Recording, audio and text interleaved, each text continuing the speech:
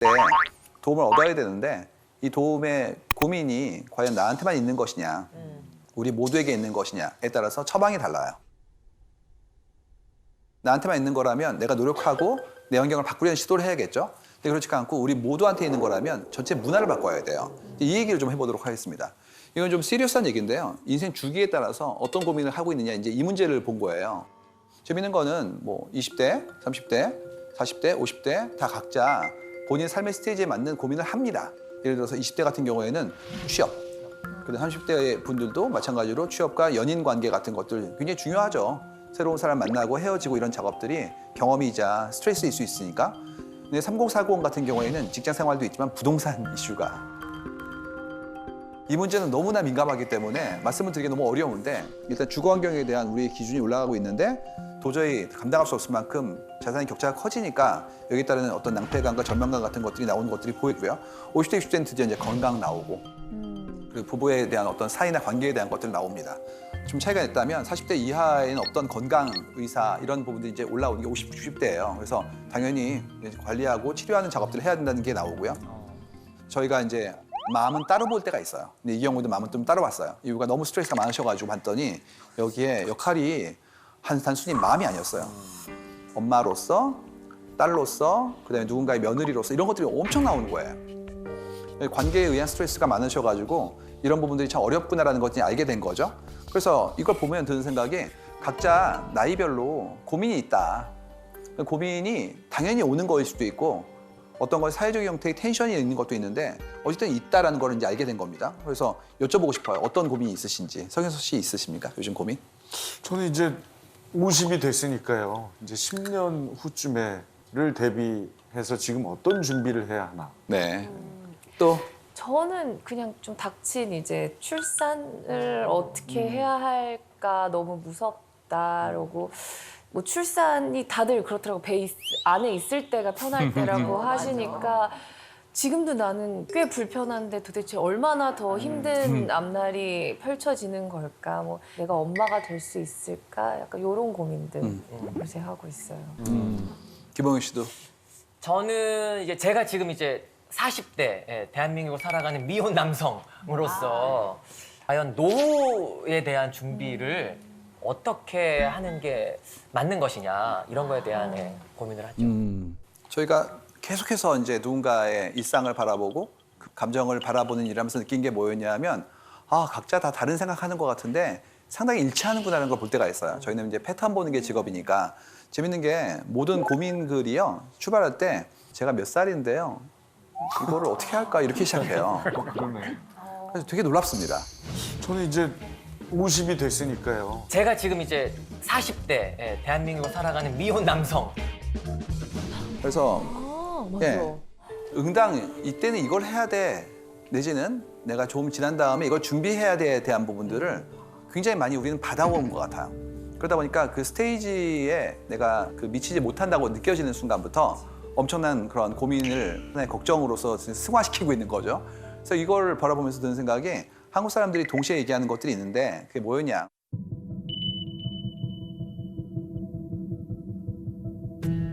이게 바로 시간, 돈, 나이를 늘 얘기해요.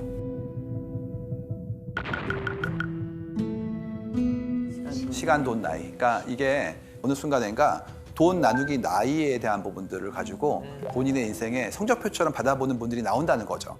재밌는 게 늘 자기 고민을 이제 누군가에게 얘기할 때 본인을 설명해야 될 거 아니에요. 특히 온라인 했을 때는 나에 대한 생각을 충분히 전달해야 가능하니까 출발 이런 식이에요. 제가 뭐 33살 여자 지방 사립대를 나와 학점이 3.3에 오랜 수업 생활 끝에 특허사무소에 입사해서 경력은 6개월인데 한 달에 뭐 250만 원 벌고 있는데 제가 정상적인 건가요? 뭐 이런 거 엄청 올라옵니다. 맞아. 어떻게 본다면 객관적인 지표들이죠. 나이라든지 뭐 경력의 기간이라든지 수입에 과다라는 건 지표이긴 한데 인생에 굉장히 다양한 형태의 어떤 요소들이 있잖아요. 근데 이건 다 제거하고 숫자화 될 수 있는 것만 이렇게 강박처럼 얘기하는 사회가 아닐까에 대한 두려움이 생긴 거예요. 그래서 봤어요. 그럴 때는 이런 얘기 나오더라고요. 뭐 23살 생산 직무 스펙 평가해 주세요. 24살 전문대 남자 냉정하게 스펙 평가요. 그래서 본인의 숫자를 다 쓰시거든요. 그다음에 이제 내가 현재 일을 하고 있는데 이거를 제대로 하고 있는 건가요? 다른 형태의 일을 하려면 어떻게 해야 되나 이런 부분들 여쭤본단 말이에요. 그래서 이때 스펙은 나이 대비 성과를 얘기하는 내용인데 원래 스펙이란 말이요. 이 기계장치의 명세를 뜻하는 말이기 때문에 인간한테 쓰면 안 돼요. 근데 우리는 나도 모르게 그 단어를 사람의 가치 기준으로서 쓰이고 있다. 이게 되게 좀 무서운 얘기죠. 왜 그런 거냐? 이게 이제 정해져 있는 자리를 놓고 싸우는 경기랑 비슷한 건데 이런 식이에요. 좋은 조직이 있어요. 훌륭한 조직이에요. 우리는 지금부터 새로이 조인할 분들을 모집해요. 이렇게 얘기합니다. 지원하세요. 누구나. 그럼 어떻게 됩니까? 자리는 10개 있는데 1000분이 오시는 거죠. 기준이 명확해서 저희는 이런 분을 원해요. 이러면 다행인데요. 그렇지가 않고 좋은 분이요. 어떤 일이 벌어지면 이렇게 나오죠. 저는 대학 나왔는데요. 옆에 있는 분은 저는 대학 받고 대학원 더요. 저는 어학연수요. 공모전이요. 봉사활동이요. 이런 식으로 계속 쌓아나가는 거예요. 그러다 보니까 다른 사람보다 무리해야 되는 것이고 무리한 분들이 들어오는 그런 상대 경쟁을 하는 비교평가의 시대에서는 나도 모르게 내가 하는 일들에 대한 성과에 대한 것들을 객관화시켜서 설명하거나 거기에 대해서 평가받는 것들이 익숙해지는 거예요.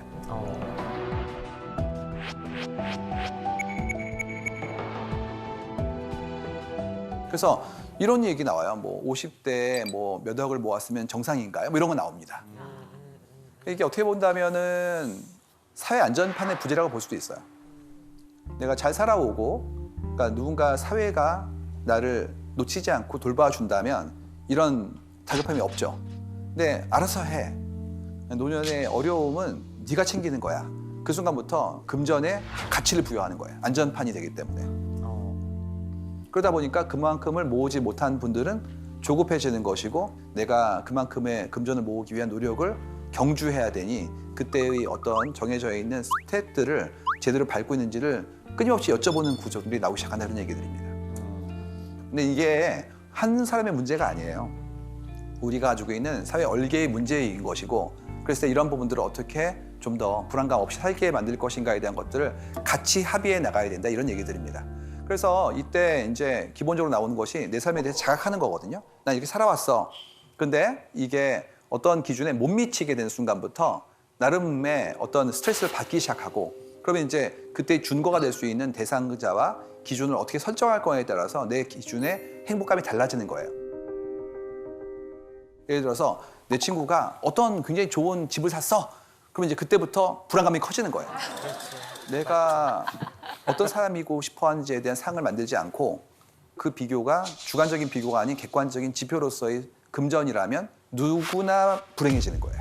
이유는 내 친구 중에 제일 잘 나간 애랑 비교할 거거든요. 항상 그래요. 저희가 데이터에 엄청 많이 나옵니다. 근데 여기서 이제 어려운 건 뭐냐면 그런 수평 비교를 한 명만 다 한다는 게 문제입니다. 그러니까 철수는 집을 샀고요. 영희는 아이가 좋은 학교에 들어갔죠. 그 다음에 옆에 있는 영철이는 책을 써가지고 유명한 사람이 됐어요. 그러면 어느 순간인가 모두 다 부러운 거예요. 그러다 보면 그걸 전부 다 할 수 있는 사람은 존재하지 않는데 슈퍼셋으로서의 나의 자아를 형성해 놓고 그거에 모자란 부분만큼을 계속해서 자괴감에 들게 빠지는 악순환이 나오는 겁니다. 그렇기 때문에 이런 부분들의 어려움이 결국 어떻게 나오냐. 평균으로 알아요. 평균. 그러니까 이거를 인터넷 사용하는 언어로서는 평타라고 부릅니다.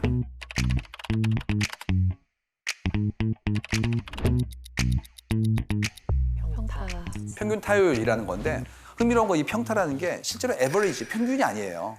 어떤 거냐면 이런 식입니다. 나이 29살 남자, 수도권 4년제, 연봉 3,800, 이 정도면 괜찮은 건가요? 이런 식이에요. 근데 여쭤보면 댓글이 엄청 달려요, 그 밑에. 근데 그 댓글의 기준이 터무니없을 때가 많습니다.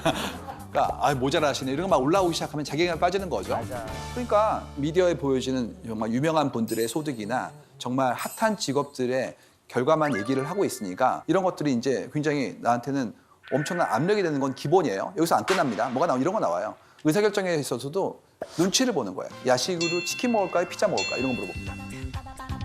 이 시간에는 피자가 국룰인가요? 이런 거 올라오고요.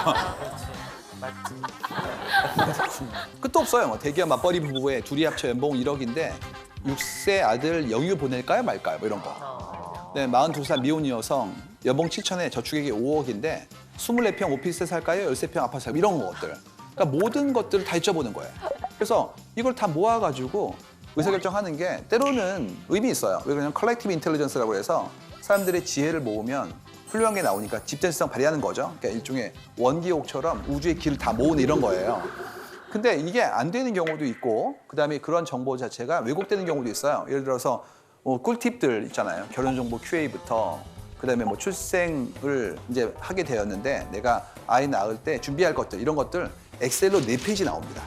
그러면 그걸 다 사야 되는 거예요. 그래서 무슨 아이들 처음에 낳게 되면 하는 박람회 같은 데 가보시면 머스트로 사야 되는 물건들이 나오는데 정말 몇백 개가 떨어지거든요. 그러니까 어느 순간인가 다 모아오는 거예요. 그래서 평균이 아니라 어떻게 보면 최소 공배수보다 더 큰 슈퍼셋이 나오게 되는데 그걸 못하게 되는 경우에 이제 나는 평균보다 떨어지는 거 아닌가에 대한 부분들이 힘들어지는 것이죠.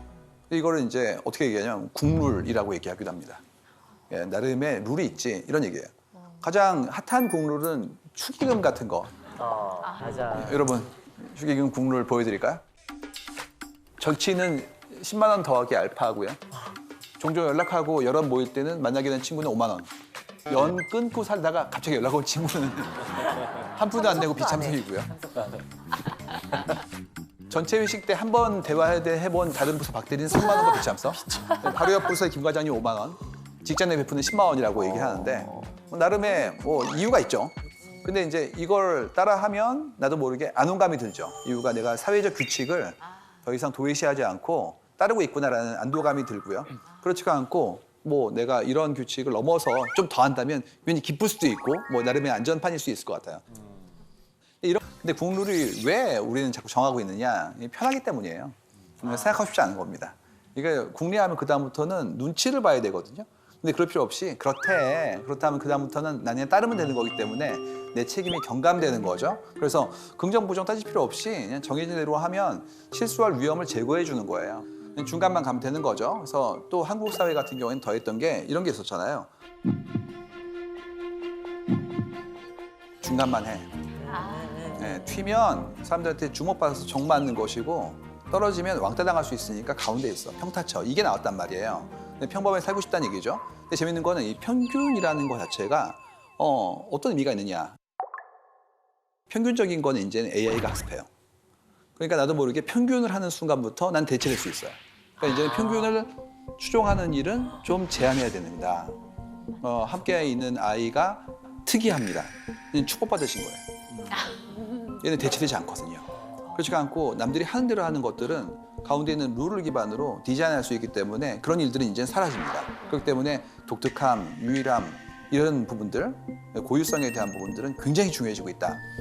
그다음에 또 시간은 뭐였냐 하면 시간의 자율성의 문제예요.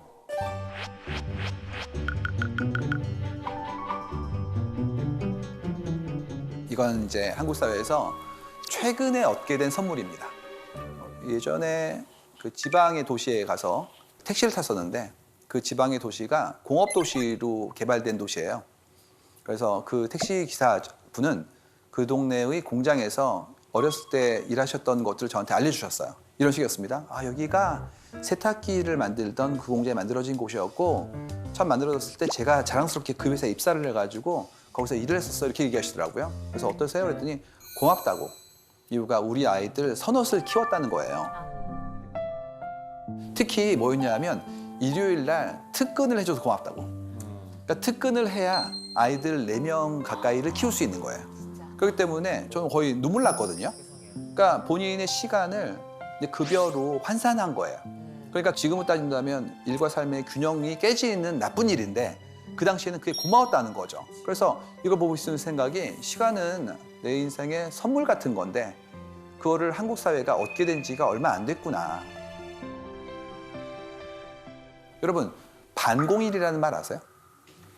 반공일. 반공. 예, 반공일. 그런 단어가 있었어요. 반공일이라고. 혹시 아십니까? 모르십니까? 그렇죠. 토요일이죠. 예, 반만 일하고 반만 쉰다고. 우리가 주 5일제를 하게 된 지가 얼마 안 됐어요. 이유가 큰 규모의 회사는 벌써 꽤 됐죠. 작은 규모의 회사는 얼마 안 됐습니다. 그리고 주 52시간제라는 이런 이슈도 나온 지가 얼마 안 됐죠. 그러니까 지금까지는 한국 사회는 무리하게 계속해서 일하는 사회였어요.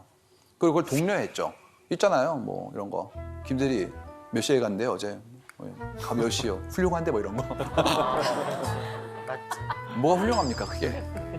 근데 그때는 그랬었거든요. 그러다 보니까 시간 자원에 대해서 내가 얻을 수 없었던 거예요. 그러니까 어떻게 했냐면 월요병 오죠. 월요병이 뭐냐면 월요일부터 토요일까지 한 덩어리인 거예요. 이유가 업무 시간 이후에 계획이 안 돼요. 왜 안 되냐 하면 이랬다고요. 6시 내 회의할까 뭐 이런 거. 회의가 하다 보니까 7시 됐네. 밥 먹고 할까 이런 거. 또 있죠. 밥 먹은 다음에 밥 먹으면서 얘기합니다. 목이 출출한데 맥주나 한잔 하는 게 어때? 뭐 이런. 그리고 일은 내일 하지 이거. 이게 레퍼토리가 있었거든요 그때. 그러니까 주중에 약속을 못 잡았다고요. 이유는 항상 어떤 형태의 모임이 있을지 모르기 때문에 5분 대기조 같았단 말이에요. 근데 지금 어떻게 되죠? 딱 6시 가보면 아무도 없죠. 옛날에는 6시 나가면서 먼저 일찍 가겠습니다. 뭘 일찍 가요? 근무 다 했는데. 근데 지금은 그냥 가디는 걸로 됐죠. 얼마 안 됐어요 이게. 그럼 어떤 일이 생기냐 하면 주중에도 업무 시간 이후에 나의 시간이 있죠. 그러면 뭐 내가 운동을 하거나 공부를 하거나 시간을 보내거나 가족들과 이게 가능해졌기 때문에 예전보다 월요병의 텐션이 좀 줄고 있어요. 이유는 월화수목금이 분절되기 시작한 거예요. 이런 혜택이 아니라 당연한 권리인데 이제서야 왔기 때문에 한국 사회에서 시간은 권력이었어요. 근데 이제 그거를 갖기 시작한 게 1번이고요. 두 번째는 뭐냐면 비대면 근무요. 근데 지금 뭘 저희가 보고 있냐 하면 이런 거 보고 있어요. 우리 근무 시간에 음악 듣는 거 좋아. 이런 거 나오기 시작했어요. 유튜브를 듣는다가 나왔어요. 그래서 유튜브를 들어? 그럼 듣죠. 여러분 유튜브 듣죠. 옛날에 유튜브를 보는 거였죠. 지금 어떻게 되어 있냐면 그냥 플레이리스트. 일할 때 듣기 좋은 음악, 글 쓸 때 듣기 좋은 음악 이런 거 틀어놓고 일하고 있잖아요. 근무하고 있고. 이게 가능했던 이유가 재택근무라는 것도 무시할 수 없습니다. 회사에서 이어폰을 끼고 근무를 하는 것을 허용하는 조직과 아닌 조직과 굉장히 많은 형태의 감도 차이가 있죠. 여기서 여쭤보진 않겠습니다. 이게 재밌게도요. 옛날엔 그거였어요. 회사에서 음악 들으면 안 되죠. 왜요? 이래야지. 그냥 난 네가 즐거운 게 싫어. 너무 충격인데요. 회사는 힘들어야지. 근데 무서운 얘기 많아요. 엘리베이터 타고 이게 올라가는데 나보다 젊은 직원분이 들어오셨을 때 그 직원분이 웃으면서 안녕하세요 그랬더니 요즘 좀 한가한가 봐. 와. 이런 얘기들. 경직된 사고와 구조를 가지고 회사는 어려운 곳, 힘든 곳, 그러니까 열심히 하는 사람들은 어려워해야 되는 것, 이런 사고를 가지고 있는 분이 있다면 이어폰을 듣는 행위는 싫은 거죠. 집중하지 않으니까. 근데 여러분 어떻습니까? 이어폰을 듣고 공부하는 게 더 나은 분들도 있고 일할 때 빨라지기도 하죠. 노동요. 그래서 지금 그게 엄청 올라가기 시작했어요. 팬데믹 때. 이런 분들한테 출근에 다시 그랬더니 어떤 일이 벌어지느냐. 그만둘까? 이유가 업무는 잘하고 있는데 왜 가야 되는 거지? 내가 근무의 방식이라든지 형식을 선택할 수 없다면 그만둘까? 이런 것들이 미국에 나왔어요. The Great Resignation이라고 그래가지고 대퇴사다. 방식을 결정하고 싶다. 이유가 일을 2년 반 동안 했는데 성과를 냈다는 거예요. 그렇기 때문에 출근을 해야 되는 거냐에 대한 부분들이 치열하게 논의되고 있다. 이런 것들이 만들어지고 있습니다. 시간의 주체성을 갖고 싶어하는 거예요. 출퇴근의 시간을 안 쓰고 싶어하는 거예요. 내가 일하는 거소와 업무의 방식 자체를 어떻게 만들 것인가에 대한 것들을 내가 처음으로 고민하기 시작한 겁니다. 재밌지 않습니까? 왜냐하면 여러분 스카이프라고 해서 우리가 얘기하는 화상통신 시스템 그게 나온 게 2003년도예요. 근데 지금까지 우리는 20년간 안 쓴 겁니다. 왜냐하면 부장님이 안 썼으니까요. 그렇지. 맞지. 부장님이 나빴네. 나도 모르게 규칙을 합의하는 일들이 지금까지 시도가 안 된 거였고 이번에 할 수 없이 해봤는데 생각보다 너무 잘 되는 거예요. 그렇다면 이거를 어떻게 다시 되돌릴 것인가 나아질 것인가의 선택을 함께하는 그런 굉장히 중요한 시점에 우리는 와 있다는 얘기입니다. 이런 부분들을 어떻게 할 것인가에 대해서 고민을 해보는 것이죠. 제가 만약에 오늘 제 지갑이 고생하네요. 제가 이 지갑을 일로 던지면 일단 직선으로 날아가겠지만 중력 때문에 아래로 떨어질 겁니다. 언젠간 떨어지겠죠. 제가 이 지갑을 아주 세게 던지면 아까보다 훨씬 멀리 날아가서 떨어질 거예요. 자, 이제 제가 어깨가 아주 좋다고 상상해 보세요. 아주 세게 던지면 이게 쭉 날아가서 동해를 지나서 일본에까지 갈 수도 있을 거예요. 아주 세다면. 그렇죠? 더 세게 던지면 이제 동해를 지나 일본을 지나 뭐 태평양을 건너 지구를 한 바퀴 뺑 돌아서 다시 이쪽으로 이렇게 날아올 수가 있겠죠. 그렇죠? 제가 던진 것과 같은 높이까지 다시 왔다고 상상을 해보세요. 이때 제가 몸을 싹 피하면 다시 날아가겠죠. 어떻게 될까요? 똑같은 경로를 지나서 다시 원위치로 올 거예요. 이 물체는 계속해서 떨어지고 있어요. 좀 세게 던진 것밖에 없죠. 하지만 땅이 안 닿고 있잖아요. 사실 물체는 직선으로 던졌을 때 등속 직선 운동을 해서 일로 가야 돼요. 하지만 이렇게 꺾인다는 것 자체가 중력의 영향을 받고 있는 거죠. 떨어지고 있는 거예요. 자, 떨어지고 있는데 왜 땅이 안 닿죠? 왜냐하면은 사실은 땅이 꺼지고 있는 거죠. 땅이 꺼지는 게 아니라 지구가 둥근 거예요. 지구가 둥글어서 그만큼 떨어진 만큼 계속 땅에 안 닿는 만큼 간격을 항상 유지하고 있는 거죠. 저는 이거 처음 깨달았을 때 막 전율이 막 와, 이렇게 멋있는 답을 그렇잖아요. 서양의 위대한 철학자들이 제5원소로 돼 있다고 얘기하고 지상과 천상, 저기는 신들이 사는 세상이라 안 떨어진다고 했는데 뉴턴은 그게 아니라 사과하고 똑같은데 떨어지고 있는 거야. 하지만 땅에 안 닿는 조건이라서 안 떨어지는 거야. 진짜 멋있죠. 그래서 이렇게 천상과 지상을 하나로 통합한 겁니다. 천상의 운동을 설명하기 위해서 천상계를 도입할 필요가 없어요. 하늘에 있는 모든 별들은 사실 F는 ma와 중력에 따라서 사과와 똑같이 움직이고 있지만 단지 원운동을 할 조건이 됐을 뿐이죠. 이렇게 신이 존재할 수 있는 공간을 없애버린 겁니다. 그러니까 F는 ma는 정말 많은 일을 한꺼번에 했어요. 자, 그럼 이제 F는 ma가 갖고 있는 또 하나의 이제 수학적 측면을 보여드릴 텐데 여기에도 심오한 어떤 그 철학적 의미가 있어요. 자, F는 ma라고 제가 쓰면은 이건 되게 정겨워 보이기도 해요. 내가 알고 있는 알파벳들로 돼 있잖아요. 근데 제가 F는 ma의 진짜 모습을 보여드리면 아마 소스라치실 분도 계실 텐데요. 자, 보여드리죠. 이게 나왔을 때 이렇게 좋아하시는 분은 본 적 없어요. 사실은. 그렇죠? 네. 아, 그렇지. 내가 이래서 물리를 싫어했지 하면서 F는 MA 어째 재밌더라. 잠시 잊어먹고 있었습니다. 그렇죠. 잠시 잊고 계셨죠? 네. 이게 정체를 보여드린 건데요.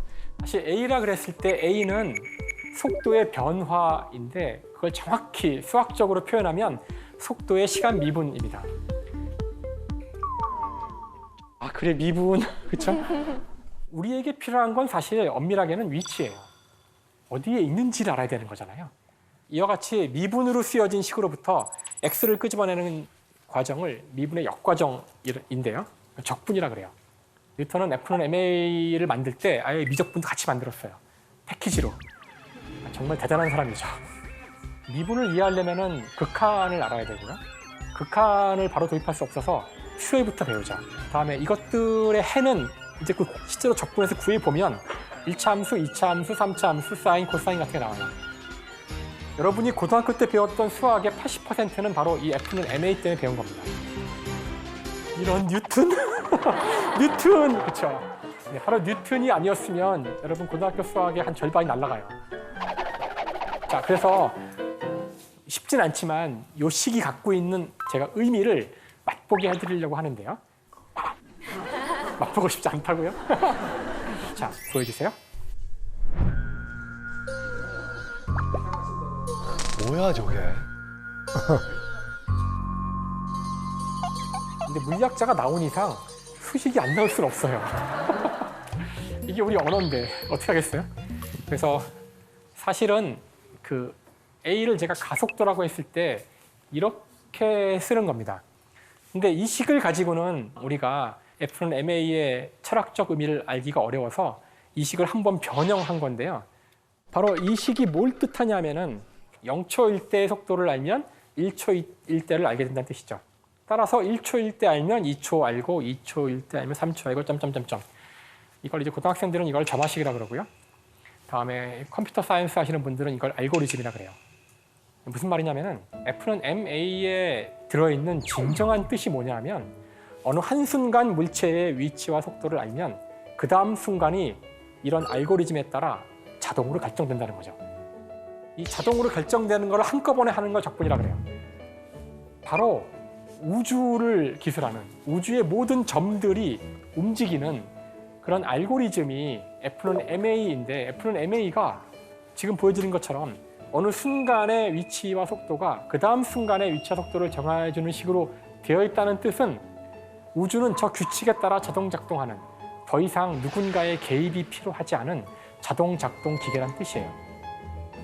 하지만 이제 20세기가 되면 이 뉴턴의 생각이 틀렸다는 사실을 알게 돼요.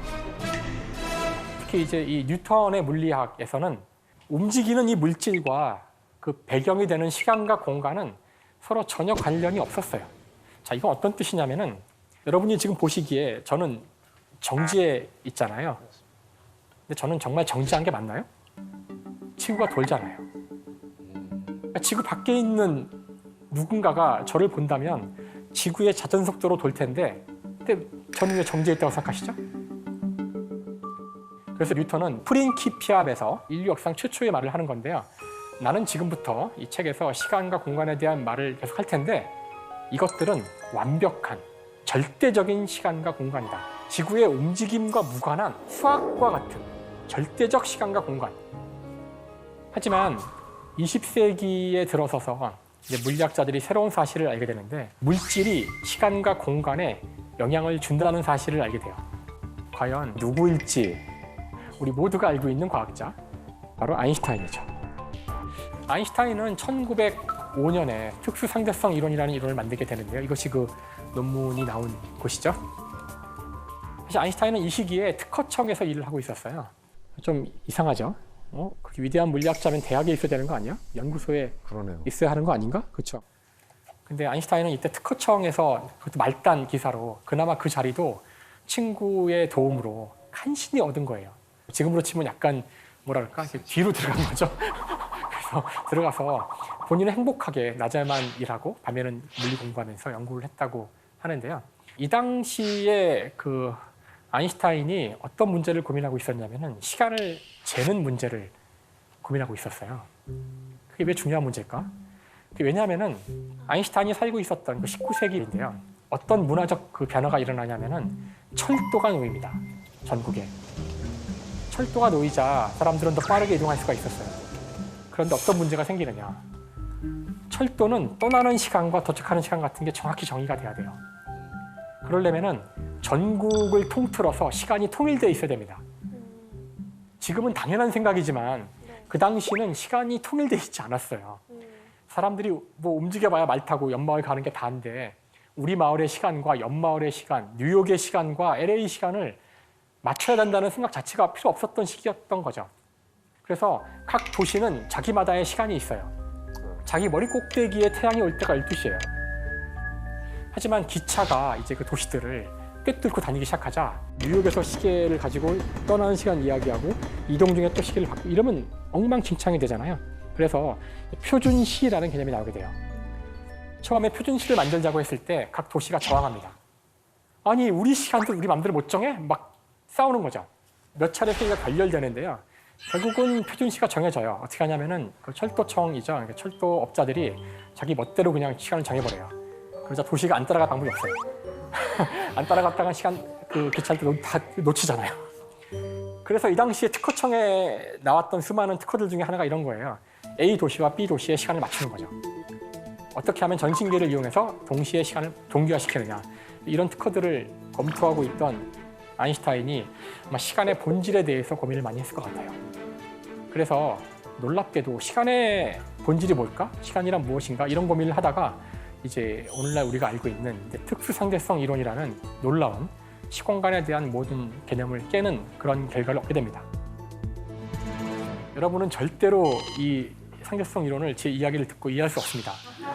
하지만 어떤 맛인지는 알게 될 거예요. 자, 그 아인슈타인 상대성 이론의 핵심은 이거예요. 시간의 본질이 무엇인지를 알려고 하지 말고 시간을 잰다는 것이 뭘까? 그래서 지금부터는 제가 시간을 어떻게 재는 건지만 이야기할 거예요. 그게 시간이라고 그냥 얘기할 거고요. 이러면은 아인슈타인의 결론을 도달하게 돼요. 자, 지금 이 경우는 그 움직이는 물체인데요. 그 물체에 타 있는 사람이에요. 자, 이 땅바닥에 여기 빛이 있어요. 여기서 빛을 쏠 텐데 빛을 쏘는 순간 시간을 딱 재요.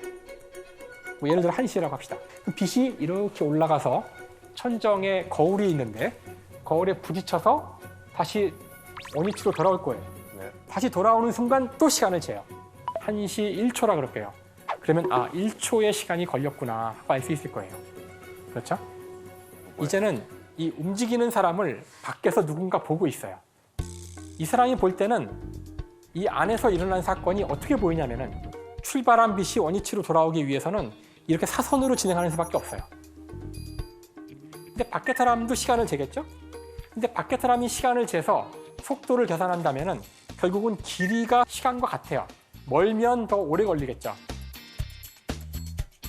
그럼 금방 여러분이 두 개를 비교해봐도 아시겠지만 이렇게 이동한 거리가 이렇게 이동한 거리보다 더 길어요. 즉, 안에서 시간을 잰 것과 밖에서 시간을 잰 것은 서로 시간의 길이가 다르게 나올 수밖에 없다는 뜻입니다.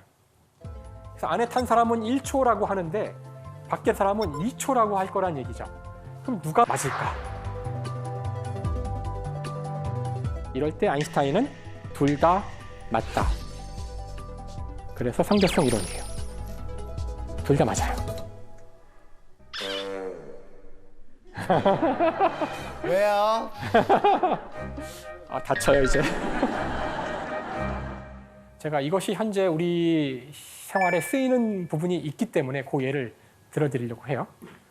바로 GPS죠. GPS가 여러분의 위치를 알려주는 방식은 삼각 측량 방식을 사용하는 거예요. 여러분이 자신의 위치가 어디 있는지를 알기 위해서 거리들만 가지고 자신의 위치를 알 수도 있어요.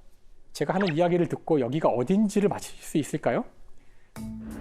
서울역에서 5.5km 떨어져 있어요. 수서역에서는 17.5km 떨어져 있어요. 김포공항에서는 10.5km 떨어져 있어요. 제가 한 이야기를 갖고 여러분이 지도를 펼쳐놓은 다음에 세 점을 중심으로 원을 3개 그리면 이 세 원이 한 점에서 만나거든요. 그러면은 위치를 알 수 있죠.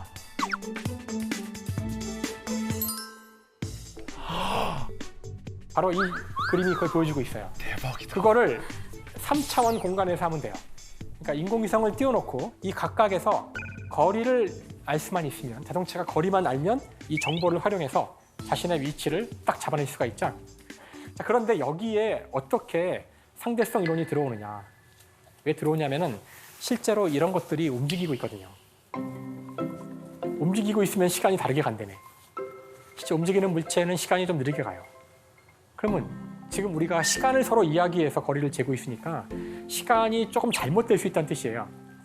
그래봤자 조금일 텐데요. 그렇죠? 저걸 무시하면은 10m 이내로 측정할 수 없어요. 여러분의 위치를 10m 이내로 알기 위해서는 상대성 이론에 의한 보정을 해줘야 돼요. 실제 하고 있어요. 여러분 내비게이터 하고 있습니다. 내비게이터가 더 똑똑하죠, 우리보다. 그렇죠? 이런 상대성 이론을 알고 있어요. 사실 그 자신의 위치를 정확히 아는 것은 여러분이 운전할 때만 중요한 것이 아니라 그 전쟁에서도 굉장히 중요해요. 아까도 그 좌표를 알 때 미사일 쏘는 것도 그렇지만 자신의 위치를 정확히 아는 것 또는 적의 위치를 정확히 아는 것 굉장히 중요한데요. 적의 위치를 정확히 알고자 하는 노력이 뭐 역사에서 많이 있었지만 이것이야말로 극적인 변화를 주었던 것인데요. 이거는 그 라디오파를 사용해서 2차 세계대전 때 영국이 독일 그 전투기 또는 폭격기들이 영국을 침공하러 올 때 위치를 정확히 파악했던 시스템입니다. 바로 레이더죠, 레이더. 레이더라는 시스템이에요. 이 존재를 몰랐던 독일군은 이상하게 호위 전투기가 돌아간 직후에 영국군이 확 나타나요. 처음에는 재수가 되게 없구나. 근데 그 이후에 줄곧 이런 일이 벌어지면서 영국 폭격 작전이 실패를 하게 돼요. 이때 성공을 했으면 결국 영국도 독일에 침공받았을지 모릅니다. 그러면 세계 역사는 다르게 움직였겠죠. 이 당시 또 하나 중요했던 그 전투 중에 하나가 대서양 전투예요. 영국은 섬나라니까 영국은 외부에서 물자를 갖고 오지 않으면 살 수가 없는 나라예요. 그런데 영국으로 가는 모든 배들을 독일의 잠수함들이 다 습격을 해서 없앱니다. 그게 나중에는 그 영국으로 오는 물자의 거의 반이 물에 가라앉을 만큼, 영국이 살아가기가 힘들 만큼의 상황이 돼요. 그래서 잠수함을 탐지를 해야 되는데 너무 힘든 거예요. 핵심은 저걸 작게 만들어서 비행기에 탑재할 수만 있으면, 이 정도면 지금 미터급에 해당하는 라디오파를 사용하는 거고요. 저걸 작게 만들면 마이크로파라 그래요. 그래서 마이크로파로 작동하는 레이더를 만들어서 비행기에 탑재하고요. 독일군 유보트는 전멸합니다. 이때부터 전세가 뒤집히죠. 이제 이 이후 대서양은 이제 영국과 미국의 바다가 되고요. 곧 영국에 수많은 물자를 보내서 이제 노르망디 상륙작전이 일어납니다. 이때 사용한 이 마이크로파, 작은 단파인데요. 이 마이크로파를 가지고 이거를 연구하던 중에 연구원 중에 한 사람이 주머니에 초콜릿을 하나 넣고 막 실험을 하고 있었는데 실험이 끝나고 봤더니 이 초콜릿이 다 녹은 거예요. 그래서 내가 오늘 몸에 열이 많이 났나? 근데 자꾸 녹아요. 아무리 실험을 해도 자꾸 보니까. 나중에 알게 된 것은 혹시 이 마이크로파가 초콜릿을 녹인 게 아닐까? 그래서 그걸 이제 연구를 하다 보니 마이크로웨이브 오븐, 전자레인지가 되는 거죠. 바로 이것이 초창기 1950년대에 쓰던 전자레인지 오븐의 모습이에요. 그래서 아니라 이걸 가지고서 우주의 구조도 생각했습니다. 아리스토텔레스 선생님은 이 우주가 완벽한 공 모양이라고 생각했어요. 구 모양. 공은 무수히 많은 대칭면이 있잖아요. 이렇게 어디서 보더라도 똑같은 면이 있으니까 이건 정말 완벽한 도형이구나. 완벽한 기하학적 구조야. 그러니까 우주도 당연히 우주는 완벽하니까 구처럼 생겼겠지. 근데 흑은 구에서 가장 아래에 있어야 되는 거예요. 우주에서. 근데 공이면 어떻게 해요? 공에서 가장 아랫부분은 어디서 보더라도 가장 아래쪽이니까 구의 중심이겠죠. 그러니까 흑은 우주의 한 가운데 있어야 되는 겁니다. 왜 흑을 어스라 그러는데 지구도 어스잖아요. 그러니까 우주의 한가운데 흑이 있고 그 위에 물이 있고 물 위에는 공기가 있고 공기 위에는 온갖 불들이 있다는 거죠. 그리고 제일 마지막 공에는 별들이 촘촘히 박혀 있다고 생각했습니다. 그러니까 모든 별들은 같은 곳에 있다고 생각한 거죠. 이 우주관에 따르면 우주의 중심에는 지구가 있고 그 위에 달, 수성, 금성, 화성, 목성, 토성이 돌고 있어요. 마지막에는 별들이 붙어 있고요. 근데 그러던 어느 날 희한한 현상을 발견합니다. 모든 천체는 지구를 중심으로 완벽히 돌고 있는데 어느 날 하늘을 봤더니 화성이 앞으로 쭉 갑니다. 가다가 어느 순간 서요. 그리고 다시 거꾸로 돌아갑니다. 그리고 다시 앞으로 갑니다. 사람들은 당황하죠. 아니, 아리스토텔레스 선생님 말씀이 틀릴 리가 없는데 어떻게 이렇게 됐지? 이럴 때 프톨레마이오스라고 하는 기가 막힌 과학자가 해법을 찾아냅니다. 바로 주전원이라는 장치를 만든 거예요. 화성이 지구를 중심으로 돌고 있기는 한데 그냥 도는 게 아니라 그 궤도에 중점을 둔 작은 원을 그리면서 돈다는 거예요. 저걸 주전원이라고 합니다. 주전원 때문에 하늘에서 보기에 화성이 거꾸로 갔다가 앞으로 간다는 거죠. 아, 얼마나 천재적인 해석입니다. 아리스토텔레스가 말씀하신 대로 천체가 완벽한 원운동을 하면서 돈다는 그 우주관이 그대로 유지될 수 있었기 때문이죠. 근데 저것뿐만 아니어서 여러 가지 문제가 생깁니다. 뭐 계절마다 태양의 이동 속도가 다른 문제도 생기기도 하고요. 근데 문제가 생길 때마다 조금씩 새로운 장치를 만들어서 이 천동설의 우주관을 계속 유지시키고 있었습니다. 이렇게 2000년 이상이 지나갔습니다. 그럴 때 다른 생각을 하는 사람이 등장했어요. 이제 바로 코페르니쿠스입니다. 코페르니쿠스는 아리스토텔레스 이후에 2000년 다음에 사람이거든요.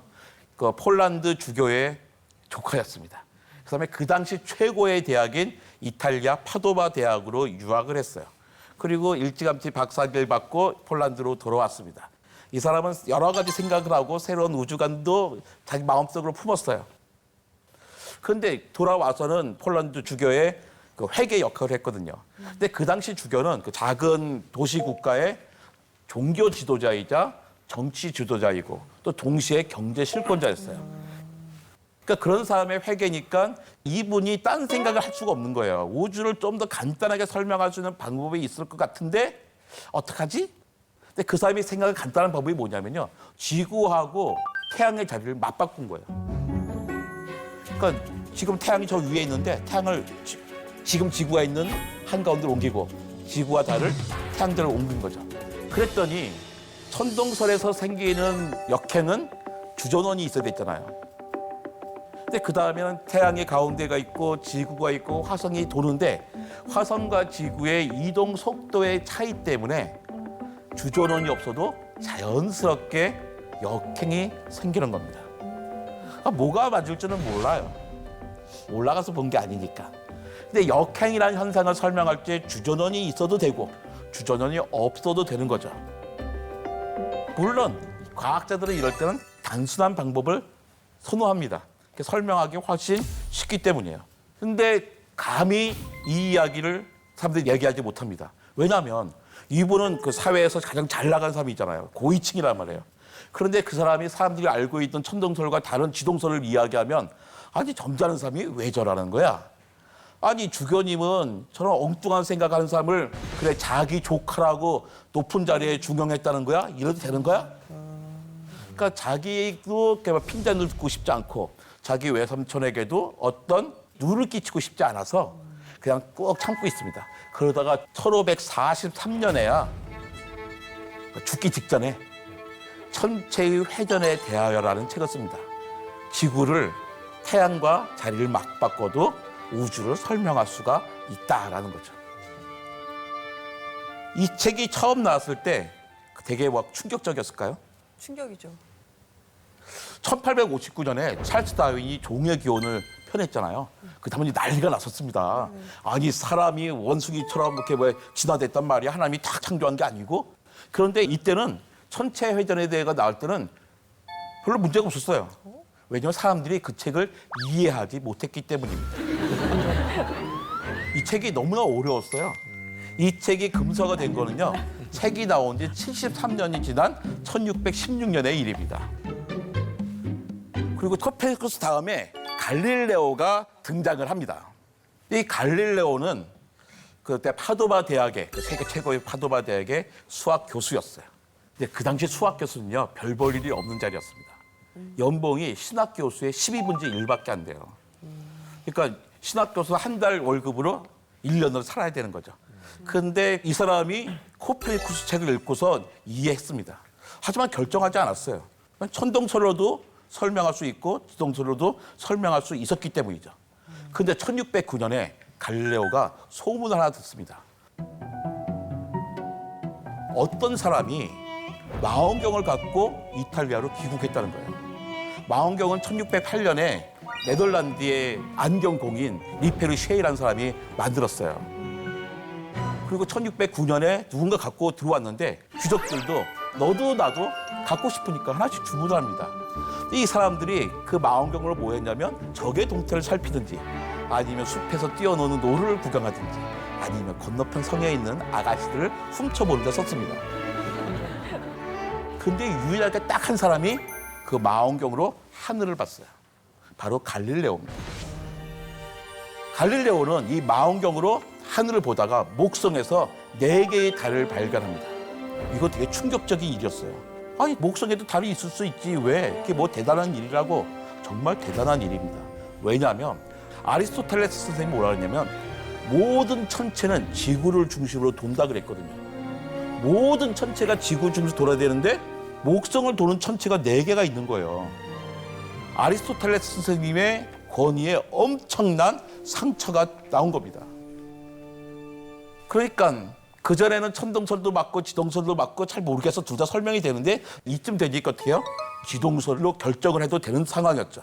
그런데 지동설을 주장했다가 불타 죽은 사람도 있거든요. 근데 감히 그 이야기를 어떻게 하고 다닐 수가 없는 거예요. 근데 마침 1623년에요. 갈릴레오의 오랜 친구였던 우르노바 8세가 교황으로 즉위했습니다. 그러니까 어떻게 해요? 안심이 되죠. 설마 내 친구가 나를 불태워 죽일 일은 없잖아 생각이 드는 겁니다. 그것도 마침 목성에서 달을 4개 발견했잖아. 그 달에다가 메디치 가문의 상징과 연결해가지고 메디치의 별이라고 이름을 붙여줘요. 그러니까 메디치 가문에서 이 사람이 어떻게 해요? 귀엽잖아요. 기특하잖아요. 그래서 자기네 가문의 수학자이자 철학자로 고용을 합니다. 그러니까 갑자기 이제 안정적인 직장도 생겼죠. 우르노바라고 하는 교황 친구도 생겼죠. 겁날 게 없죠. 그러니까 이때부터 여기저기 다니면서 지동설 이야기를 하게 됩니다. 그러면서 1632년에 두 우주 체계에 대한 대화라는 책을 쓰는 거죠. 사람들에게 이 책을 알려주려고 하는 거예요. 지동설을. 갈릴레오의 두 우주 체계의 대화가 1632년에 났으니까 그때부터도 무려 200년 이상이나 금서로 나왔던 거예요. 그리고 갈릴레오는 종교 재판을 받고 연금을 받았습니다. 그리고 그 다음에도 끊임없이 지동설을 주장하는 사람들은 감옥에 가야 했어요. 이 어두움 속에서 오죽하면 갈릴레오 살아야 되니까 누구에게 구원을 청합니다. 바로 자기의 스폰서인 크리스티나 공주에게 편지를 쓰는 거예요. 성경은 하나님의 말씀입니다. 자연은 하나님의 작품이고요. 그러니까 신과 자연은 대립할 수 없어요. 그런데 마치 대립하는 것처럼 보인다면 그때는 과학은 자연에 대한 문제에서만큼은 신학보다 우월합니다. 왜냐하면 성경은 일반인들이 이해하기 쉽게 쓰여졌고 또 재해석할 수 있잖아요. 그런데 자연은 변경할 수 없는 실제성이 있거든요.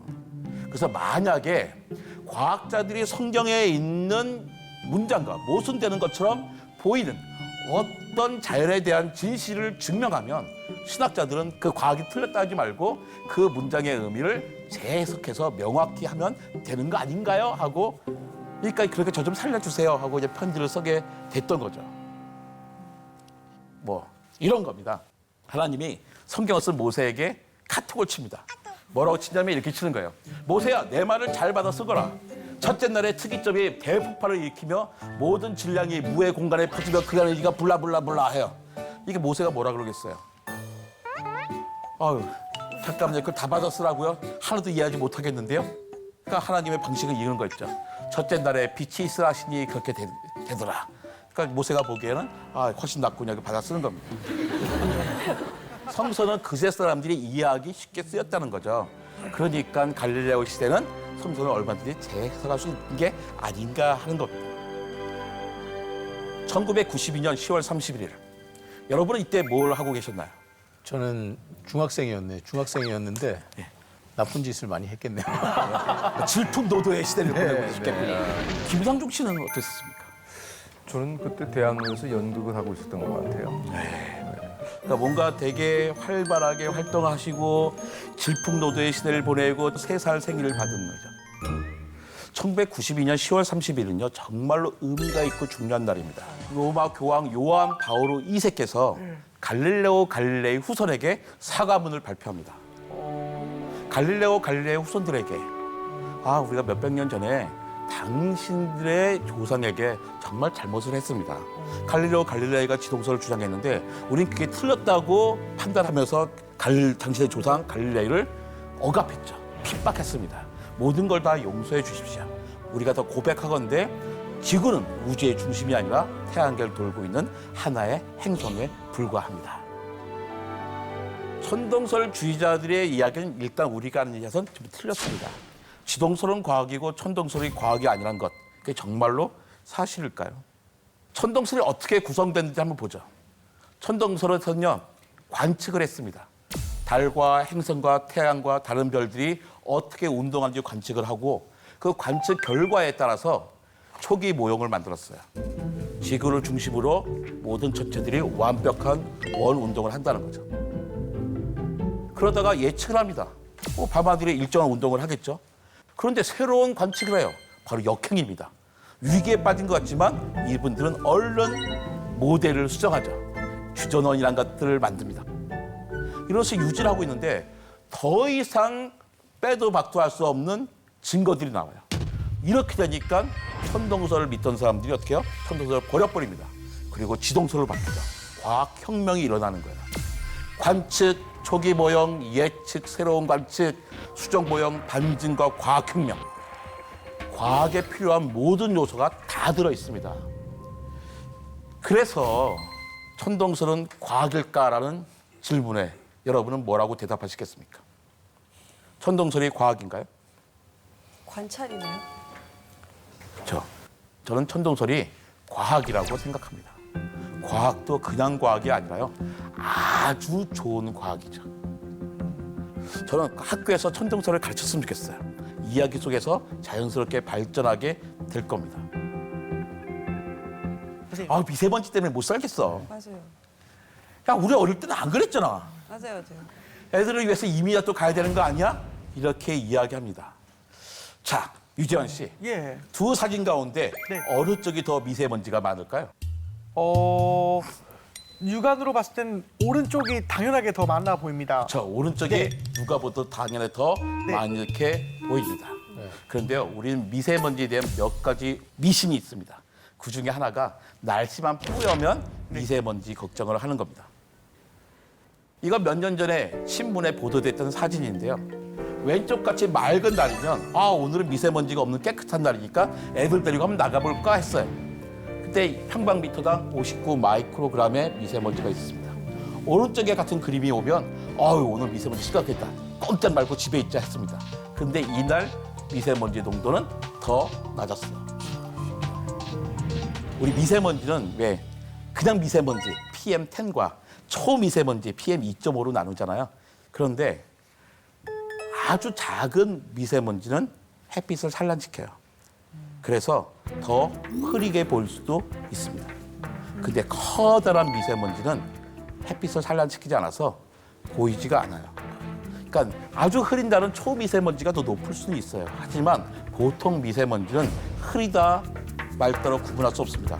뭐 황사가 심한 날은 당연히 하늘이 흐리죠. 날씨에 따라서 어느 게 더 미세먼지 높고 낮다고 이야기할 수 없는 겁니다. 자, 또 하나입니다. 우리 옛날보다 정말로 미세먼지 농도가 높아졌을까요? PM10은 1995년부터 정부가 측정했습니다. 1995년하고 2016년하고 비교해 볼게요. 1995년에 평균적으로요, 서울은 입방미터당 78 마이크로그램이었습니다. 2016년이 되니까 48 마이크로그램은 줄어들었어요. 거의 반으로 줄어든 겁니다. PM2.5도 볼게요. PM2.5는 측정이 어렵잖아요. 작으니까요. 옛날에 측정하지 못했습니다. 정부에서는 2015년부터 측정했어요. 그런데 옛날에 그 환경운동을 처음 시작하셨던 연세대께 돌아가셨는데 권숙표 교수님이 1986년에 측정을 해놨습니다. 1986년에 측정해보니까 PM2.5는 109 마이크로그램이었습니다. 그런데 2010년에 25 마이크로그램이에요. 훨씬 떨어졌어요. 생각해보세요. 1980년대, 90년대 어땠습니까? 집집마다 연탄 뗐잖아요. 연탄 뗐는데 어떻게 그때가 지금보다 더 공기가 좋을 수 있겠어요? 1980년대의 서울의 공기는 지금의 중국 도시의 공기보다 더 나빴었습니다. 그렇다고 해서 미세먼지가 문제가 아니라는 게 아니에요. 여전히 우리나라의 미세먼지 상태는 좋아지고 있지만 여전히 유럽 도시의 공기보다 나쁜 상태입니다. 우리 예전에는 그렇게 만족하고 살았어요. 하지만 우리는 옛날 공기질에 만족할 수가 없습니다. 왜? 우리 선진국인데 더욱더 깨끗한 공기에 살고 싶잖아요. 해결해야 될 문제입니다. 해결해야 될 문제인데 정확한 수치는 알고 경향은 알고 해야 되는 거죠. 또 미세먼지는 재밌는 게요. 이미 발생한 미세먼지를 해결하는 건 너무 어려워요.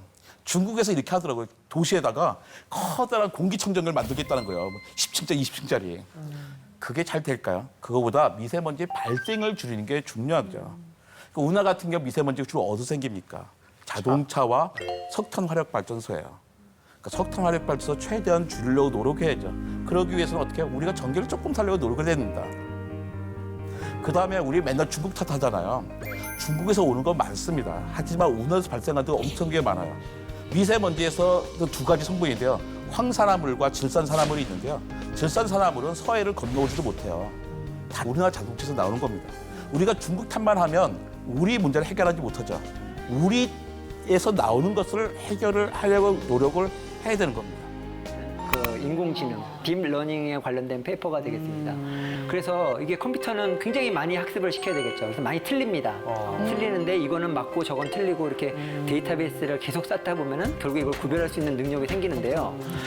사람은 바로 이렇게 태어나자마자 이렇게 보시면 금방 치와와랑 머핀을 이렇게 구별할 수가 있으시게 됩니다. 그러니까 여기서 만약에 패턴 완성이 너무 세게 되시는 분은 여기 아까 구지성 씨 같은 분은 이 중에 아마 머핀 중에 일부는 개를 떠오르셨을 수도 있을 것 같아요. 패턴 완성도 중요하지만 우리 뇌가 무조건 마구 패턴을 만들어내는 건 아닙니다. 요거는 패턴 분리라고 그래요. 비슷하게 생긴 거를 통해서 어떤 정보를 이끌어내는 것이 패턴 완성이고 요건 다른 거야 하고 분리하는 것이 패턴 분리죠. 김효진 씨 같은 경우에는 아마도 패턴 분리가 좀 더 잘 되시는 케이스가 아닐까 그렇게 생각을 하는 것입니다. 패턴 완성과 패턴 분리가 실제로 이 동물 사회에서도 어떤 의미가 있습니다. 그러니까 예를 들면 이 호랑나비인데요. 이 호랑나비가 굉장히 미스테리예요. 눈에 잘 띄잖아요. 네. 자, 눈에 잘 띄면 좋을까요, 나쁠까요? 나빠요. 천적한테 잡아먹기. 천적한테 쉽게 잡아먹히죠. 예, 그럼에도 불구하고 이 호랑나비가 지금 많이 돌아다니고 있다는 거는 뭔가 생존 전략이 있다는 거죠. 호랑나비하고 나방이하고 비교를 해보면 다른 점이 나방이는 될 수 있으면 숨으려고 그래요. 안 보이게. 그래서 나무에 이렇게 붙어 있으면 벽에 붙어 있으면 잘 안 보이잖아요. 근데 호랑나비는 전략을 완전히 180도 바꿨습니다. 화려하게 해서 한번 잡아먹어봐라 이렇게 얘기를 합니다. 왜 그러냐면 이게 바로 그 새가 어린 새가 호랑나비를 잡아먹는 장면이에요. 그래서 쉽게 잡아요. 잡아서 먹고 나서는 오바이트라고 그러죠. 구토를 하는 장면이에요. 이 호랑나비 그 비늘에는 그 독소가 있어서 체하게 됩니다. 그래서 이 호랑나비 한 마리가 희생되면은 다시는 이 새는 이 호랑나비를 안 먹는 거예요. 와, 진짜 그래서 머릿속에서 이 호랑나비를 위험하다는 생각과 이 호랑나비의 패턴이 완전히 완성이 돼서 더 이상 새들이 이 호랑나비를 먹지 않도록 그래서 이 자손들이 대신 유전자를 번식하게 되는 거죠. 또 다른 예를 보여드리겠습니다. 너무 신기하다. 예. 패턴 분리가 너무 여기 혹시 이 두 사람이 같은 사람이라고 생각하시는 사람 누구예요? 안 계십니까? 제가 카이스트에 초청해서 제가 굉장히 잘해드리려고 했는데 사실 초등학교 1학년이나 유치원생을 대상으로 하면요 상당히 많은 학생들이 같은 아저씨다 이렇게 말을 하는 경우도 있습니다. 그러니까 이게 왜 그러냐면 보시면 눈도 두 개고 코도 이렇게 가운데 있고 거의 비슷함에도 불구하고 여러분이 다른 사람으로 인식하는 거가 정말 뇌의 신비인데요. 이런 그 기능을 패턴 분리라고 합니다. 그래서 우리 뇌는 미묘한 차이도 이렇게 다르게 구별을 하는 그런 능력이 이제 발달이 돼 있는 거죠. 특히 김효진 씨 같은 경우에는 이게 잘 구별하실 것 같아요. 저건 누구나 다 근데. 제일 잘했어요. 정말 분리가 너무 잘 되는데요. 네. 이병헌 씨가 주연한 영화죠. 번지 점프를 하다. 제가 굉장히 감명 깊게 본 영화인데요. 여러분 내용은 아마 기억하실 거예요.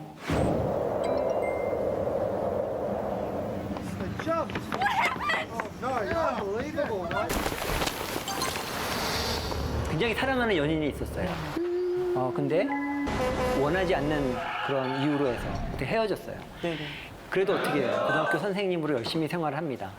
그런데 어느 순간에 갑자기 그 제자 중에 한 명이 눈에 들어오는 거예요. 끌리는 거예요. 어째서 넌 날 조금도 기억하지 못하네. 사실 신경과학적으로 보면 그 영화 내용에서 보면 이 학생이 과거에 내 연인과 그 유사한 특징을 갖고 있었던 거예요. 습관이라든지 그 분위기라든지 눈빛이라든지. 그래서 이 선생님은 그 속에서 자기 옛날의 연인의 그런 사랑을 패턴을 완성을 한 거죠. 근데 문제는 뭐냐면 이걸 잘 분리를 해야 되는데 이제 분리가 안 되기 때문에 이제 결국에는 그 안 좋은 그런 결말을 맞이하게 되는 이런 영화가 되겠습니다. 그리고 동물의 사회에서도 정말 그 안타깝게도 패턴 분리가 안 돼서 그 어려운 경우가 많이 있습니다. 얘 같은 경우에는 그 지금 뭐 하고 있는 거냐면 손가락과 교미를 하고 있는 거예요. 그 손가락 모양 자체가 그 암컷의 등이랑 비슷하게 생겨서 그 패턴 분리가 안 되는 바람에 굉장히 엉뚱한 에너지를 소모하고 있는 그 노벨상은 아니고 그 이그노벨상이라고 그래서 영어로 이그노블이 그 무시할 만한 그런 거잖아요. 그러니까 재밌긴 한데 별로 과학적으로 중요하지 않은 네, 그런 발견해 주는 상이 있어요. 그래서 그 상을 받은 발견인데요. 이 그 호주에 사는 이 딱정벌레 계통은 그 이 맥주병을 보면 노란색 계통의 그런 걸 보면은 이 발정이 나서 이렇게 교미를 시도를 합니다. 그래서 자체가 이 종자 자체가 오렌지색을 띠잖아요. 그래서 오렌지색만 보면 이제 흥분을 해가지고 교미하는 장면이 되겠어요. 자, 이게 뭐가 안 돼서 그렇다고요? 패턴 분리가 안 된 거죠. 노란색 자극만 봐도 이 암컷이라는 그 패턴 완성이 돼서 그대로 행동이 나오게 되는 거예요. 예, 그래서 이거는 패턴 분리가 안 돼서 그 폐가 망신한 케이스가 되겠는데요. 그 개똥벌레가 그 종자가 여러 가지가 있는데 이제 큰 게 있고 작은 게 있답니다. 그래서 큰 개똥벌레 같은 경우에는 이게 육식이에요. 그래서 잡아먹는 거예요. 큰 개똥벌레가 이게 지금 암컷인데요. 이 암컷이 지금 계속 신호를 내니까 다른 개똥벌레는 그게 암컷인 줄 알고 찾아온 거예요, 수컷이. 찾아와가지고 잡혀먹는 장면이에요. 그래서 이 암컷은 사실은 그냥 불을 냈을 뿐인데 그냥 먹잇감이 와서 그냥 먹고 있는 거죠. 그리고 얘는 암컷인 줄 알고 왔다가 잡아먹게. 그래서 이렇게 자연계에는 이렇게 패턴 완성을 활용을 해서 이렇게 먹고 사는 동물들이 있습니다. 그리고 이건 좀 더 지능적인 건데요. 저기 보면은 나방이 암컷의 향기를 묻힌 저런 진액입니다. 야구공 같은 거를 이렇게 휘두르는 장면이에요. 그래서 이게 수컷 나방이 저 향기를 냄새를 맡고 찾아옵니다. 유혹하는 겁니다. 네, 유혹합니다. 계속 흔들어요. 이렇게 돌리면 흔들게 되면은 컷이 와서 거기 탈탈 달라붙어요. 그러면 이제 잡아먹는 그런 거미가 되죠. 못됐네. 그래서 기억들이 어디에 저장되고 그리고 어떻게 연결되는지 이런 것들을 그 연구하는 분야가 있습니다. 그 분야에서 최근에 굉장히 유명하신 박사님이신데요. 캐나다 토론토 대학의 쉬나 조슬린이라는 여자 박사님이십니다. 이 박사님이 최근에 그 사이언스의 그 논문을 내신 바에 의하면 우리가 기억에 사용된 신경들을 또 사용한다는 거예요. 중복해서. 그래서 서로 다른 기억이 그 연결된다는 이론입니다. 우리 감정이라는 건 알지만 그 사랑이 뭘까에 대해서 확실히 모릅니다. 사랑하기 때문에 가슴이 뛴다고 생각을 하잖아요. 예? 그래서 사람들이 이런 종류의 실험을 한 거예요. 그 실험을 해보니까 그 관계가 명확하지가 않아요. 그리고 오히려 우리가 가슴이 뛰기 때문에 이게 사랑이 아닐까 이렇게 생각을 한다는 거죠. 다리를 건널 때 얼마나 심장이 뛰었겠어요. 땀도 나고. 그리고 심장이 뛰는 상태에서 어떤 사람을 봤을 때 내가 심장이 뛰네? 저 여성을 봤을 때 이게 사랑일까? 하고 나중에 전화를 하게 되는 거죠.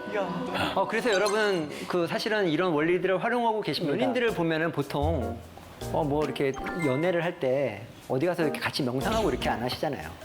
저 롤러코스터를 탄다거나 그죠? 뭐 이렇게 하시잖아요. 그리고 가도 뭐 전통 찻집보다는 커피집 많이 가시고 이렇게 하시잖아요.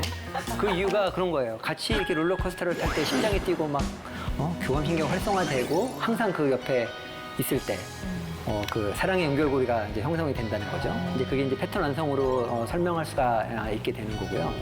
그래서 오늘 이 그 뇌가 사랑을 어떻게 느끼고 행동하는지에 대해서 한번 말씀을 나눠보고자 하겠습니다. 그 헬렌 피셔 박사님이 사랑의 3단계에 대해서 얘기를 했어요.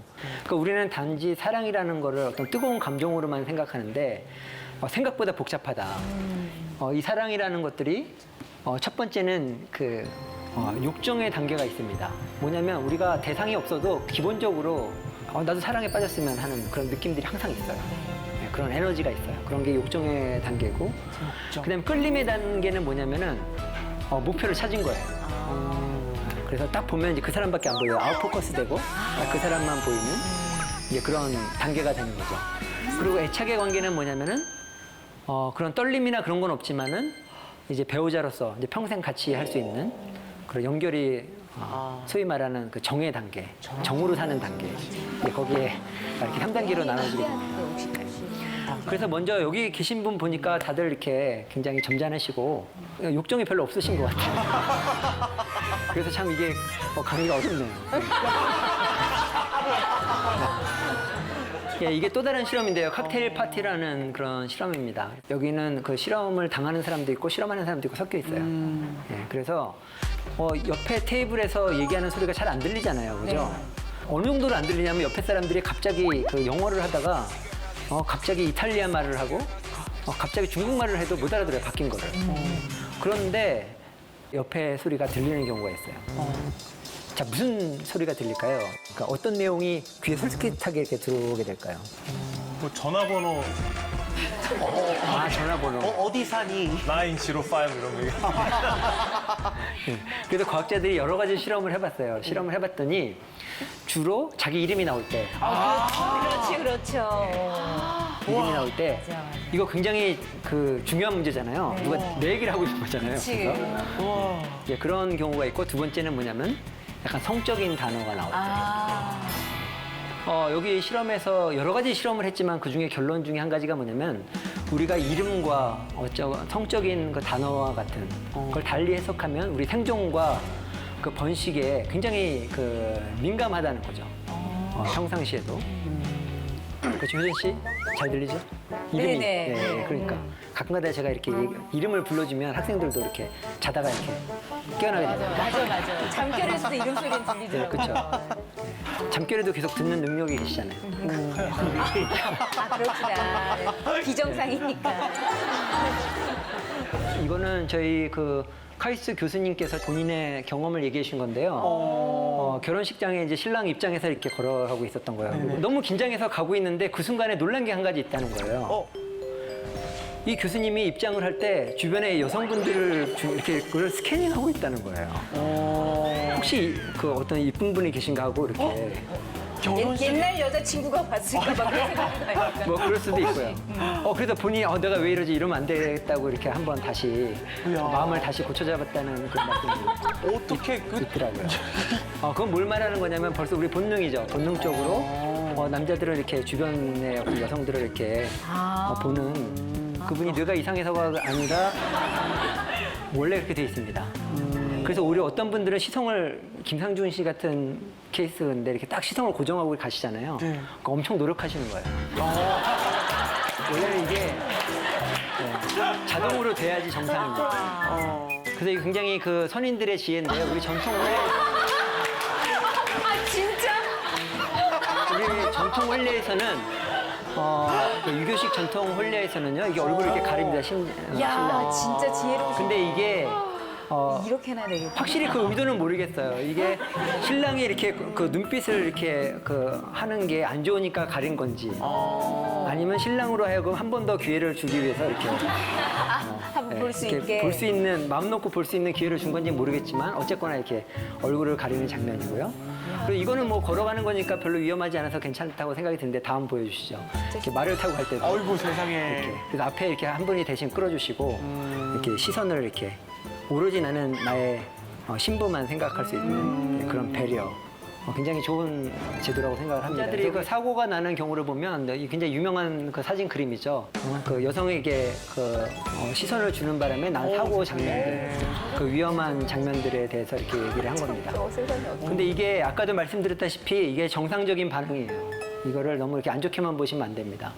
실제로 이렇게 굉장히 그 지적으로 그 성숙한 사람들도 어쩔 수가 없어요.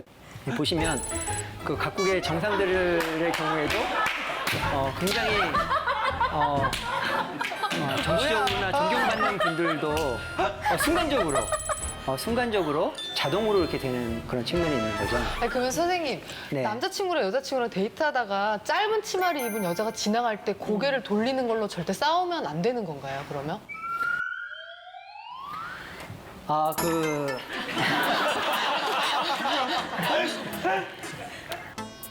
굉장히 건강한 뇌를 가졌구나. 이렇게 생각을 해주시면 되겠습니다. 교수님 말씀하시니까 다들 하는군요. 제가 와이프한테 얘기했다 진짜 맞을 뻔했거든요. 그래서 남성분들은 또 이 시선을 잘 이렇게 조정을 하셔야 되겠죠, 그죠? 그래서 이게 어떻게 하면 우리가 시선을 이렇게 잘 고정시킬 수 있을까? 그래서 그게 아이디어 상품이 하나 나왔어요. 그래서 그거에 대한 그 홍보 동영상을 제가 잠깐 보여드리도록 하겠습니다. 굉장히 유명한 여배우인데요. 네. 이 여성들이 불만인 거죠. 그 남성들의 시선이 얘기할 때 눈을 봐야 되는데 왜 이 시선이 이렇게 되느냐. 눈을 봤으면 좋겠다.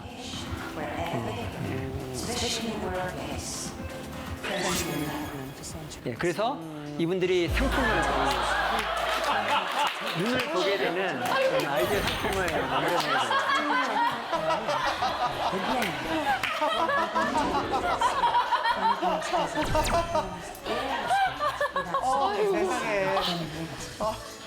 From head to tail, reusable and easily. There's a forehead to tail for everyone. Because respect never goes out of style. 네, 여기까지. 그래서 어느 정도는 이해를 해주셔야 되고요. 그렇지만 그 뇌도 이게 조절할 수 있는 기능이 있기 때문에 여러분 시선들을 항상 얘기할 때는 그 눈을 마주치고 이렇게 얘기하는 습관을 들이는 게 중요하겠죠. 그래서 이게 왜 그런가? 그 뇌 신경회로가 아예 그렇게 되어 있습니다. 그거를 고정 행동 패턴이라고 그러는데요. 우리에게는 어떤 자극이 들어오면 무조건 그 행동을 하게 되는 경우가 있어요. 그러니까 예를 들면 아까 그 짧은 치마 입은 여성이 이렇게 아름다운 여성이 지나가면 이제 고개가 돌아가는 고정 행동 패턴이라든지. 그리고 여러분 또 어떤 고정 행동 패턴이 있나요? 수업 시간에 저 그런 거 잘하는데 옆에 분들하고 한번 얘기해 보세요. 나는 이런 자극이 들어오면 이런 나는 행동이 나온다. 예, 한번 말씀해 보시죠. 몸매 좋은 남자를 보면 네. 그래요. 저절로 그죠? 생각나게 하는 그런 것들이 고정행동 패턴입니다. 그래서 이 니코 팀버젠, 그다음에 이 로렌츠 콘라드, 그다음에 칼 펌프리시 박사님들이 동물에서 이런 고정행동 패턴을 이렇게 찾아내셨어요. 이제 그 중에 하나가 뭐죠? 왜 여러분 다 알죠?